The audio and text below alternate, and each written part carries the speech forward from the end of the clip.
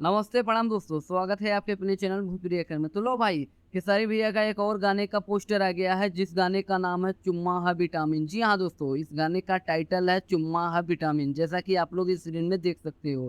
तो दोस्तों आइए इस वीडियो में जानते हैं कि इसका फुल वीडियो सॉन्ग कब रिलीज किया जाएगा। तो दोस्तों वीडियो को लास्ट तक जरूर देखें, और जो भी भाई हमारे चैनल को सब्सक्राइब नहीं किए, तो भाई आप लोग से रिक्वेस्ट है कि चैनल को सब्सक्राइब करना ना भूले। तो चलिए दोस्तों वीडियो को शुरू करते हैं। दोस्तों बात करें खेसारी भैया के इस नए वाले गाने का, जिस गाने का नाम है चुम्मा है विटामिन। जी हाँ दोस्तों, गाना बहुत बवाल होने वाला है। तो दोस्तों इस गाने को गाए हैं दबंग स्टार खेसारी लाल यादव और अनुपमा यादव, और इस गाने को लिखे हैं सूरज सिंह, और इस गाने में म्यूजिक दिए हैं दीपक दिलकश और मोनू सिन्हा।